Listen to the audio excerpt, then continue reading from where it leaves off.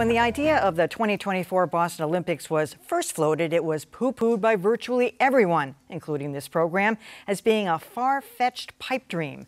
But once the dream became a real possibility, Bostonians and the news media did what they do best, turn the whole thing into a nightmare.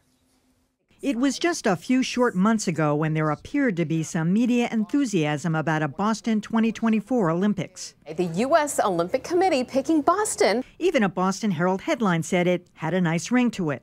The general public was also cautiously on board. I guess I would be a little bit nervous about traffic. Otherwise, I think it could be exciting. But like the curse of the Bambino, insecurity and deep cynicism has a way of nudging aside any and all silver linings. Who do you think will pay up to $250,000 for the independent Olympic consultant Governor Baker and legislative leaders are going to hire?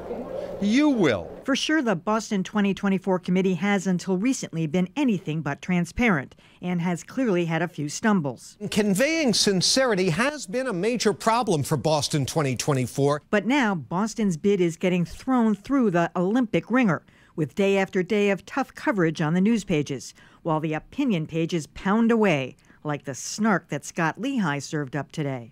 And then there's the group No Boston Olympics. Every Olympics since 1960 has gone over budget. They've been given a platform at every turn to pillory the whole idea, with scant scrutiny into their agenda.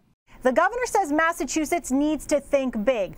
But are taxpayers possibly thinking big dig? The big dig, the favored buzzword for public project run amok. But here's another take. If the Summer Olympics does for Boston what the big dig did for the city, we should be so lucky.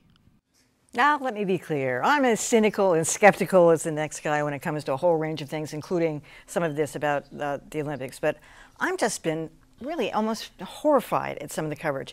There's nothing of the combination of being extremely wealthy, extremely handsome, and extremely successful to make you the target, especially of the Boston media who, disassociates themselves from anything like that. I think that John Fish has become the subject of ad hominem attacks. And I know he's gone around to the editorial boards, the Herald, and I know he showed up at the Boston Globe, but I mean, I believe he's sincere, and frankly, I don't understand it.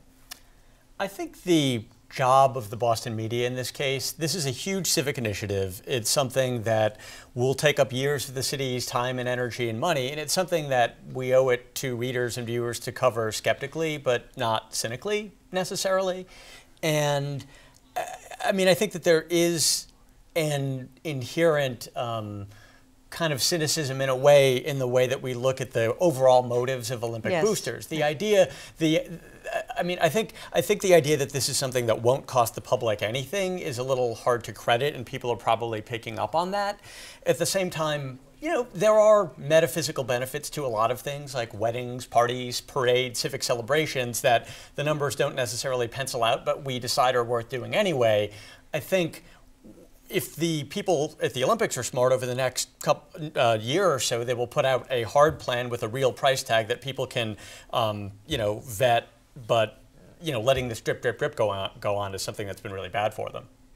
I think that's been the issue, the drip, drip, drip. Let me just say that initially when they mentioned it, I thought we'll never get it, so I dismissed it. But then I became enthusiastic about it and wrote as much, in my Monday commentary. But what really got me, and I think has gotten the other people, the other public, is because we didn't know what's going on. It's been felt very secret until recently, as you say, Emily, in your piece. So you're hearing they're going to turn Franklin Park into an equestrian. Are they? They're going to move this. They're going to take this.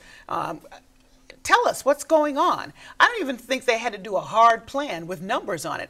Just something that said, here are the things that we're thinking about, and we're going to finalize it as we go along, would have brought more people into the discussion instead of letting all this time pass where people just felt uncomfortable. But they just don't know. Yeah, it is in the idea phase. Well, they knew something. Come on. Could they knew enough know? That when Marty Walsh said, you better tell people how much you're paying people, and some of the things you're doing, they came out with it. So that's what I mean. have a problem with that, too.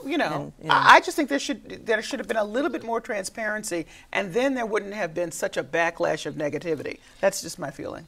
I think these things tend to go in waves, and right now we are at the most negative part of that wave.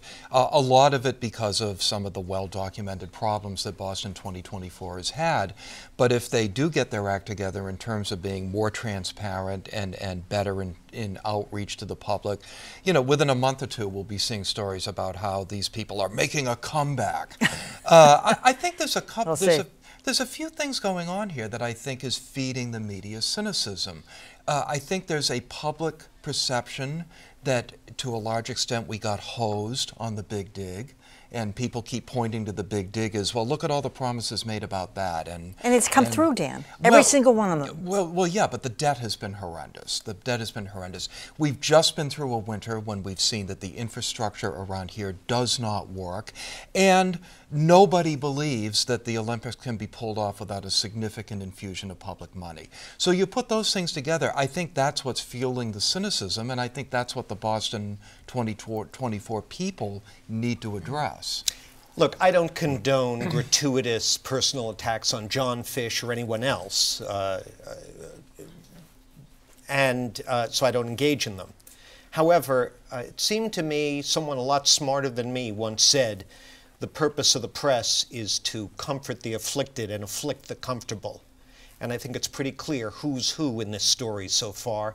And if the proponents of the Olympics find themselves in a bit of a ditch of negative publicity, well, they're the ones who dug it through their own actions. Yeah, I don't know. I mean, I thought Scott Lehigh really, and I love Scott Lehigh, and I love his column, and he's a great writer, but his piece today was, you know, the Edgar Allan Poe poem, The Raven, and he put John Fish as kind of in the position of the Raven. I mean, I just thought it was really, really cynical and snarky and over the top and extremely negative. I liked it. And I think the last thing you want on this story or any other one where the public interest is at stake in a big way is a media that rolls over on its back and shows its belly. I'd like to see a little more balance. That's all I'm saying. A little more balance. Maybe that could become an Olympic event, balance.